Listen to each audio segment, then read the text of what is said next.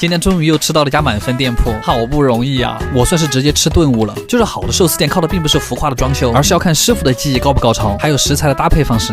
今天不是崴的，今天是纯寿司。这家店现在在日本的100家名店里面直接冲到了前10名，所以才引起了我的注意。而且它还不是米其林，我就更好奇了，来细细看吧。しました。はい、しました。失礼します。はい。人多いね。后边年迈的那位是今天的主厨，旁边这位就是他徒弟。我看他就在旁边疯狂的开生蚝。今天的第一道前菜是3个小菜，看到这个毛豆我还是有点疑惑，这就是普通的毛豆。然后这个小菜我很喜欢，就是腌制的鱼肉上面配了一坨梅子酱。就是梅子味道的腌鱼，特别爽口。接下来的刺身还挺有仪式感，就是师傅切好了之后会一片片放在你面前。第一个是鲷鱼卷的什么什么草，草本味很重，吃起来很清新，翅背就很有嚼劲了。我称它为荤海带，你们懂那个口感吧？脆嫩脆嫩的。然后这个应该是青花鱼，它的做法很不一样，很浓的烟熏味，就像那个干木柴烧起来的味道，搭配着一点小葱，特别香。然后是老朋友茶碗蒸蛋，料都是藏在下面的，是扇贝肉和鸡腿肉，老朋友还是这么好吃。然后接下来上了一份我巨吃不来的菜，生的生蚝，不过还好的是它没有很腥。但我就想问，你们喜欢吃生的生蚝吗？我反正有点吃力，还好，就是生蚝的味道。幸好下一道菜是个熟菜，煮的金木雕和一些蔬菜，看到金木雕像看到了救星。这种小鲜笋也很好吃。吃完这个就正式进入我们的寿司环节了。这种看着自己的寿司一个个做出来的感觉还真不一样。第一个我以为它是某种鲷鱼，然而它并不是，因为这个寿司油巨多，甚至还有点和牛的味道，脂肪好多啊。此个オトロでございます。オトロ就是金枪鱼脸上最肥的那个部位，它真的很肥美，但是一点都不油腻，而且师傅还在上面刷了一层甜酱，所以那个金枪鱼脂肪的味道就变得更加的鲜美了。接下来这个是柠檬章鱼寿司，章鱼本身是没什么味道的，但把它烤了之后再配上一点柠檬，口感真的提升了很多。然后这个青花鱼还很惊喜，它上面有一层果冻，那个是无花果口味的，又吃到了清奇的搭配。接下来就是海胆寿司了，第一个是蟹肉海胆寿司，长得就非常的好看，感觉蟹肉好多呀，海胆也是刚才才掏出来的，你吃的时候还得用手把它推进去。然后这个是海胆卷，虽然其实并不用一口吃，但我就是想体验一下海胆充满整个口腔的感觉，过瘾。接下来是金枪鱼的秋托罗，没有刚才的オトロ那么肥美，但是口感更好。这个好像是烤某种贝类，吃起来微微泛甜，好吃。最后又给我们上了一份厚蛋烧和一份金枪鱼刺身，哇，这2个吃完就已经饱了。然而没想到的是，压轴还来了一份烤鲍鱼，甜品的话是抹茶和巧克力大福。这家店我还能说什么？阿基推荐指数10分，就是不同，卡玩意儿。今天发现这家寿司店满足感特别高，这一顿寿司就吃了20种海鲜，所以夏天不吃寿司吃什么？吃寿司跟吃河豚是我最开心的时候。今天这家店又是在京都找到的家100年老店，不是吹的那种话，他们家是真的开了125年。不过就是这种店很难进去，就到了京都你会发现，你的钱根本没有任何的卵用，这种餐厅你不提前1周预约根本进不去。哦哟，我看你好歪。すみません、6です。这个就是一碗放寿司的盘子，这位是大将的女儿，旁边那位就是他儿子。然后我突然反应过来个事儿，为什么寿司师傅没有女性啊？而且大将为什么都没有头发？他们年轻的时候应该是有的吧？你看他儿子都有。哎，好了，我废话太多了。第一个就是一个很贵的寿司，比目鱼寿司，它肉质白嫩，脂肪很少，1.7%的脂肪率，所以才是第一个上的寿司。紫苏啊。第二个就是鲷鱼了，它上面切了很多刀是要锁住酱油，所以这种店一般是不用碟子蘸酱油的，因为师傅会帮你全部调好。刚才这个还有点梅子酱，是酸甜口味的，然后是刺身，特别大一片，而下面的米饭只有一点点。师傅说寿司里的米就是为了衬托肉的鲜美而存在的。然后这个是今天的王牌之一，金棘鱼，是一种非常非常昂贵的深海鱼，它就是肉厚脂肪多，而且那个肉还很有嚼头，像一块脂肪口香糖，太有嚼劲了。接下来是竹荚鱼，日文读作阿吉，也是我的日文名。这个鱼一般是用来烧烤或者做鱼油罐头，是一种比较常见的鱼，所以现在相当于是我吃我自己。然后接下来这个才给力，龙虾尾寿司，它是把龙虾尾对叠过来，中间夹了一小块米饭。如果这都不算爱，那您出门左转吧。哇，虾肉好多啊！这个寿司，鱼子寿司是我最讨厌的寿司之一，齁咸，可能是我吃不来吧。接下来又是很厉害的一种金棘鱼，头黑金棘鱼，就这个鱼更贵，应该算是寿司鱼类里面最好的一种。普通寿司店一般是没这个鱼的。上面那个是金棘鱼的肝，然后加了几根小嫩葱，这就是一个艺术品。金棘鱼的肝是茶味儿，肉质就是深海鱼独特的香嫩。好的，接下来是章鱼肉，又是一个锻炼咬肌的东西，跳过吧。哎，鲍鱼我就很喜欢了，脆嫩脆嫩的口感，这个我可以吃10个。上面涂了一点酱油和柚子醋，特别的爽口。然后是盐海胆，就是吃进去的时候还有那个盐的颗粒感，加点盐会显得海胆更甜，好吃。然后是翅背寿司，这口感特别丰富啊，就上面是脆的，下面是软嫩的。师傅在上面涂了一层甜甜的照烧酱。然后这个是毛蟹的肉，还是那个熟悉的味道，就是太小一口了。接下来是鳗鱼卷，它是把鳗鱼翻过来之后卷了一层米在里面，真的是一大片的鳗鱼。鳗鱼的腥味特别重，就很香。紧接着就是鳗鱼鸡蛋烧，它是把鳗鱼切碎之后夹在鸡蛋里面，这个厚蛋烧特别的 Q 弹。吃完这个就是最后的重磅炸弹，金枪鱼的オトロ，3个字形容，全是油，特别的过瘾。阿基推荐指数9分，无敌。卡玩意儿，今天我们终于又吃到了一家满分寿司店，这种店真的太难得了。吃这家店之前，我一直觉得那个黑色的寿司很怪，吃了之后我真的很想感叹，这简直就是日本寿司界的一个新高度啊！它是东京新开的一家会员制的餐厅。又到吃寿司的日子，今天就来一起看一下秋天的第一个满分店铺是什么样子。这次我们又是在麻布十番这个网红地啊。进店的时候还要输入自己的预约码，为什么吃饭要这么严格？开饭之前大家还要一起上一课，主要是讲了他们的烹饪方式跟原材料。可能黑色的寿司大家都是第一次看，前菜都是一些很开胃的东西啊，就是想让你待会儿能够多吃一点，非常实在。这是鱼子荞麦面，酸酸咸咸，确实很爽口，虽然它只有一小口。然后是烤扇贝肉，用一片海苔夹起来的，它这个个头还真不小。海苔那个微微的咸味儿，会把扇贝肉的甜味儿衬托得非常明显，特别的香脆。这种餐厅一般大家看到你吃好了之后，就会开始给你做下一个菜。这是我们今天的第一个寿司，金枪鱼刺身。它这个米其实本来是白色的，只不过涂了活性炭跟醋。你们都知道日本寿司的米其实是没有浓郁的香味的，因为就是怕米香盖过肉的鲜感。它这个是用米酒蒸出来的鲍鱼，下面那个酱特别的好吃。它是把鳗鱼干磨碎了之后，加了一点芝士进去。哇，神奇的鲜味，就是爆干的茶香加上芝士的味道，我感觉像在吃巧克力酱。又上了一份啊！然后这个是金枪鱼里面最好吃的部位，秋头喽，你们就当是鱼里面的和牛好了。看到这个雪花了吧？这个就是金枪鱼才有的肥美。下面那个是海带末，刚好中和了脂肪的油腻感。哦，接着这个菜又很厉害，它还在炸的时候我就闻到味道了。松茸海鳗天妇罗，就是松茸中间夹着一块海鳗，裹上面粉之后丢到锅里炸出来的。被炸过的松茸味道特别的大，连鼻腔里都是蘑菇的味道。松茸三明治，你们看到师傅正在切的这个牡丹虾了没？配上虾卵之后刷了一层薄薄的酱油。其实虾卵本身没什么味道，但它让整个寿司有了颗粒感，吃起来更爽了。我现在整个嘴巴里面都是这一只虾，喝口汤缓解一下。然后这个黑色的是关东煮里面的萝卜，黑色的成分是活性炭哈，下面铺了一些帝王蟹的蟹腿肉。它真的就是那种淡淡的咸甜口味，但是那个味道又会在你的嘴巴里面缠绵，很温柔的味道。其实我们下面还有很多菜，但这个真的是我第一次要分上下集才讲得完了。那我们明天继续看玩意儿。上一次的满分寿司一时没把它讲完，因为这家店的大酱实在是太耿直了。但上一次其实我们只讲了一些无实包筋的东西，今天是正儿八经的吃黑寿司。我发现我废话真的好多。在嗦完了那一碗很美味的黑色关东煮之后，大酱就开始给你做下一个寿司了。看那个肉的花纹应该是欧托罗，你们看这个手法，看得我很爽。但好像又有很多人在问我欧托罗是什么东西，其实就是金枪鱼肚子上靠近脸的那块肉，因为太肥了，所以就叫大鱼腩。会带一点烟熏的味道。我发现这种很肥的鱼肉就和那个黑米的醋酸很配。接着这个是金目鲷寿司，这个鱼胶原蛋白特别丰富，所以你嚼的时候甚至有点像在嚼猪皮。那它的皮下脂肪还是很鲜美的，上面是加了一点柠檬皮的碎末，所以吃起来挺爽口。然后是这个，哇，我超喜欢这个烤北极贝，大家只是把它的边缘跟表面烤了一下，它里面的还是鲜嫩的那种。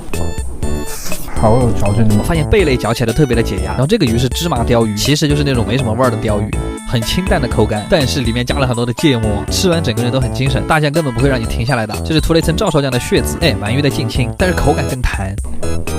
薄荷的味道，因为是草本里面提取出来的糖分，所以还有淡淡的草香。接着看样子是要卷起来了，它这个真的是卷了一大坨金枪鱼肉末，最后点缀一些酱油，这种手卷的饱腹感特别的强。海苔的咸甜味就很衬托金枪鱼的肥美。大家看我们吃的很开心啊，还拿出了店里的极品海胆，这么大一坨，我手里拿着这个好像都不止一个海胆，而且它特别的香甜。卷完海胆我们就该卷鱼子了。三文鱼鱼子的特点就是汁很多，每一颗都很饱满，反正就是会在你的嘴巴里噼里啪啦的，又是解压新方式。我们好像把大酱吃高兴了，大酱现在把它的各种存货都搬上来了。大家说这个菜没有那么硬，它是黄瓜加酒糟，它其实长得更像一个前菜，吃起来的味道很像那个木糖醇，大大泡泡糖的味道。然后是青花鱼寿司，腥味特别重的一种鱼，但有人也觉得那个味道很香。那比如我，对了，梅子酱和它味道也很配。最后一个寿司是鳕鱼子寿司，这个东西真的很贵，但是你也不能说它味道有多好，它特别的咸，但是吃完之后嘴巴里会有种回甘。我们还是直接吃甜品吧，这个是一小杯米酒，还是很浓的那种，半口闷了。这个甜品我很喜欢，应该是某种红豆寒天，吃进去之后是软糯的微甜。还是想夸一下这家店对甜的把控，精准又温柔。最后一个甜品是蛋卷，加了活性炭之后就是黑色的，里面的油水还很丰富。最后的最后还给我们展示一下他们家引以为豪的这个黑色炭，虽然喝起来并没什么味道，但这一次的探店体验真的是非常的开心。这是他们家的会员名单，有没有看到几个熟悉的明星？好啦，阿基推荐指数10分，特满足，卡玩意儿。今天去的这家是直接把爷给吃笑了。我跟你说，你要是再跟我上前菜，我要生气了哈。你说前菜好吃也不能上这么多吧？这光前菜就吃了我2个小时。Hello，大家好，我是阿 Z， 今天就突然很想吃那个，又到了吃寿司的日子。这家看网上评分好像还不错。すみません。你美的这种稍稍高级一点的餐厅一般都是没有图片的，非常傻，但是师傅非常帅，所以我们就点了一个欧玛卡塞的套餐。欧玛卡塞套餐意思就是指你爱上什么上什么吧。不过桌上也有写一些本日的食材推荐。第一个前菜是2颗螺丝，其实这个肉还挺多的，很浓的海盐味。作为小菜的话，味道其实还可以。接下来这个就比较重量级了，生的白子。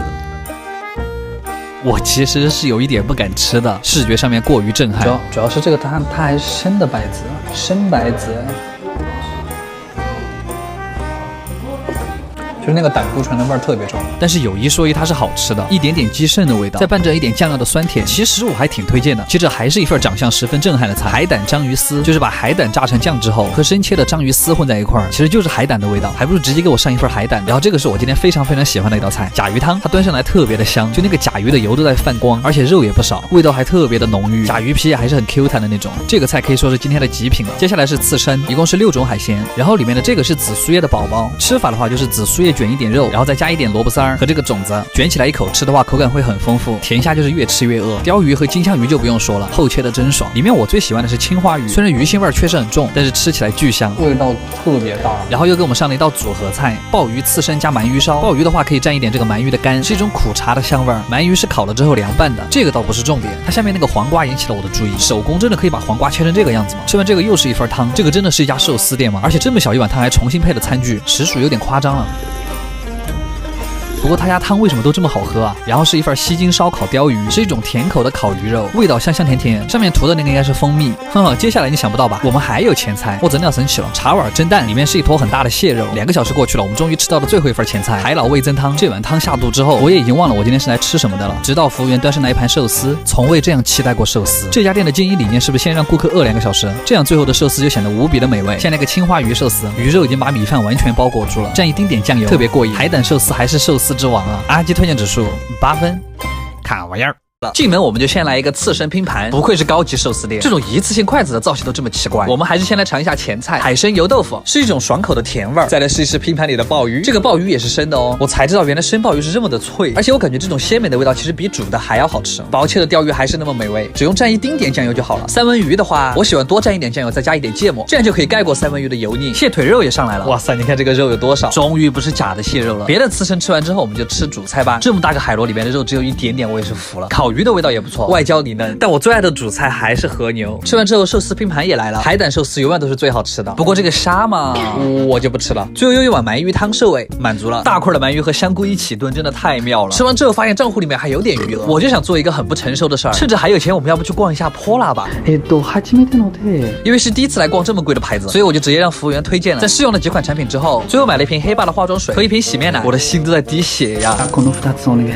这个洗面奶只要一点点就可以搓出很浓密的泡沫，而且洗完之后脸上也不会觉得干。然后黑爸的这个生命水每次也只用按2下，质地有一点点粘稠，但感觉渗透力很强，吸收特别快。其实我觉得它的定位就是精华水，晚上也可以当精华用，保湿的效果真的不一般。我去查了一下生命水的独特配方，里面的黑科技还可以延缓皮肤衰老。对了，千万不要用化妆棉哦，直接涂抹的效果是最好的。主要是还有这个味道，我觉得它这个香味就像伊势丹里面富婆的体香，好香啊！味道真的是太富贵了，我还意外的觉得挺值。卡玩意儿，寿司一直是我最喜欢的日料。今天我们摊的这家既不是米其林，也不是什么路边小摊，进店先来一份金枪鱼的脸和头。我第一眼看上去还以为是牛肉，头上的肉脂肪很少，没有一点鱼腥味，脸上的肉就稍稍肥美一点。这个大家可以参考一下我的脸。金枪鱼刺身来了，鱼身的肉是一定要点，鲜甜没有腥味。正好我们的汤也上来了，这是我第一次看到真正用鱼肉做的鱼丸，里面居然加了杏鲍菇和海带的碎末，怪不得口感这么清奇。然后这碗汤用的材料大家可能看得出来，我就不说了，只能说味道又鲜又腥。喝完汤再来品品这个白章鱼，我感觉我在嚼一坨胶泥，口感太奇怪了。甜虾也上来了，甜虾的口感就是浓稠鲜香，百吃不厌。喜欢虾的话也可以再来一份红虾，红虾的口感非常 Q 弹，回味无穷。当然怎么可能少得了炙烤鳗鱼，这是他家的顶级特色，厚切鳗鱼寿司。这个我真的太馋了，一整块鳗鱼，一口还是很难吃完的。趁着我们还没有腻，三文鱼安排上。不得不说这家店的寿司肉还是很多的。对了，青花鱼和生姜一起吃真的太美味了。如果吃了这么多都没吃饱，那就点一个烤鱼寿司吧，特别管饱。好啦，你们爱吃什么样的寿司呢？卡玩意儿，今天买的是711的鸡蛋肉末盖饭，先煨个锅。刚才被叫到办公室说吃饭的时候不能太张扬，那我就一脸不张扬的吃饭吧。我还是第一次在日本吃这种肉末便当，厚厚的肉末看起来还可以，肉饭比例大概1:1吧，但说实话我感觉这一小盒根本吃不饱，日本人真的太斯文了。所以我下了班就马上跑过来吃这家元祖寿司，是日本一家超便宜的连锁寿司店，比之前我向大家介绍的海鲜三七感还要便宜。先来一盘樱花卷，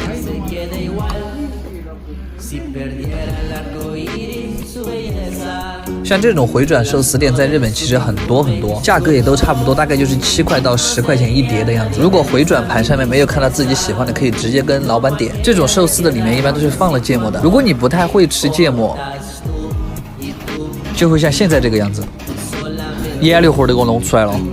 反正我现在是每次吃之前都会把里面的芥末加一点出来，要不然脑门都会被芥末炸开。好的好的，最后一块，